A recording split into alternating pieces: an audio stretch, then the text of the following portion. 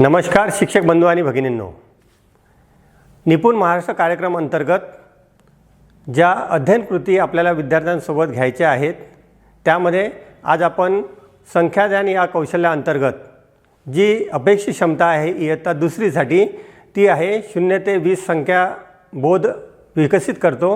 3री ते 5वीसाठी आहे 0 ते 99 पर्यंतच्या संख्याबोध विकसित करतो। तसंच अध्ययन स्तर आहे 0 ते 9 ही संख्या नामे क्रमाने म्हणता येत नाही। तर यासाठी मी आज आपल्याला एक कृती सांगणार आहे।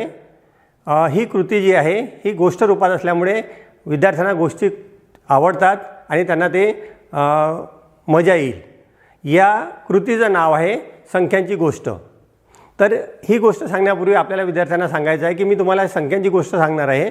ही गोष्ट तुम्ही शांतपणे पूर्ण ऐकायची आहे आणि ही गोष्ट ऐकताना या गोष्टीमध्ये ज्या ज्या संख्या येतील त्या संख्या तुम्ही लिहून घ्यायच्या आहे, लक्षात ठेवायच्या आहे आणि गोष्ट संपल्यानंतर मी तुम्हाला या संख्या तुम्हाला विचारणार आहे। तर या गोष्टीमध्ये कोणत्या संख्या आल्यात त्या तुम्ही मला सांगायच्या आहेत। तर सुरू करूया आपण। तर एक गाव होतं, त्या गावामध्ये एकही झाड नव्हतं। एकही झाड नव्हतं म्हणजेच 0 झाडं त्या गावात होते। तर मग एक मुलगा तिथे आला, त्याच्या हातामध्ये एक बी होतं। त्याने काय केलं, जमिनीत खड्डा खणला आणि त्या खड्ड्यामध्ये ते बी जे आहे ते पुरलं। काही दिवसांनी त्या बीजातून रोपटं बाहेर आलं आणि त्या रोपट्याला 2 पानं लागली।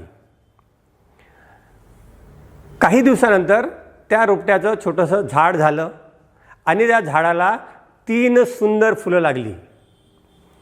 ती 3 सुंदर फुलं पाहून तिथे 4 फुलपाखरं आलीत आणि त्या फुलांभोवती ती बागडायला लागली। काही दिवसांनी ते झाड आणखी मोठं झालं आणि त्या झाडावर 5 पक्षी आले। किती पक्षी आलेत? 5 पक्षी आले। त्या पक्ष्यांचा किलबिलाट ऐकून तिथे 6 माकडं आली। तिथे 6 माकडं आली आणि ती झाडावर चढली। माकडांचा आवाज ऐकून बाजूच्या नदीमधून 7 कासवं बाहेर आली। किती कासवं बाहेर आलीत? 7 कासवं बाहेर आलीत आणि त्या 7 कासवांना पाहून 8 ससे तिथे आले। 8 ससे तिथे आले आणि ते खेळू लागले। सर्वात शेवटी 9 चिमण्या तिथे आल्या आणि त्या सर्वांबरोबर खेळू लागल्या। तर अशा प्रकारे ही संख्यांची गोष्ट मी तुम्हाला सांगितली आहे। आता ही गोष्ट सांगितल्यानंतर आपण शिक्षक म्हणून आपल्याला विद्यार्थ्यांना आता विचारायचं आहे की माझ्या या गोष्टीमध्ये तुम्ही कोणकोणत्या संख्या ऐकल्या आहेत। तर विद्यार्थी आपल्याला आता उत्तर देणार आहे। कोणी म्हणेल 0, कोणी म्हणेल 4, कोणी म्हणेल 8, कोणी म्हणेल 3, कोणी म्हणेल 5। तर आपल्याला विद्यार्थ्यांना प्रतिसाद द्यायचा आहे की वा, अगदी छान, बरोबर ही संख्या आली होती। यासोबतच त्या संख्येचा संदर्भ म्हणजेच मी म्हटलं की समजा किती कासवं बाहेर आली होती, तर त्यांनी सांगायचं आहे 7 कासवं बाहेर आली। किती माकडं झाडावर चढली होती? 6 माकडं झाडावर चढली होती। याप्रमाणे आपल्याला विचारून घ्यायचं आहे। पण आता यांना संख्याबोध होतो आहे, पण ही संख्यानामे त्यांना क्रमाने म्हणता येतील यासाठी आपल्याला काय करायचं आहे, त्यांना विचारायचं आहे की सगळ्यात सुरुवातीला गोष्टीमध्ये कोणती संख्या आली होती आणि त्या संख्या अशा क्रमाने तुम्ही मला सांगायच्या आहेत। आणि जर समजा त्यांना सांगता आल्या नाही तर आपण त्यांना सांगायचं आहे, मदत करायची आहे।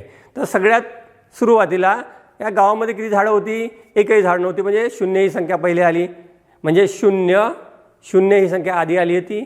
नंतर 1 बी किंवा 1 मुलगा, 2 पानं, 3 फुलं, 4 फुलपाखरं, 5 पक्षी, 6 माकडं, 7 कासवं, 8 ससे आणि 9 चिमण्या। याप्रमाणे 0, 1, 2, 3, 4, 5, 6, 7, 8, 9 याप्रमाणे संख्या आल्या आहेत। अशी कृती जर आपण घेतली तर विद्यार्थ्यांना संख्याबोध तर होणारच, सोबतच त्यांचा 0 ते 9 ही संख्यानामे क्रमाने म्हणता येण्याचा सराव होणार आहे। धन्यवाद।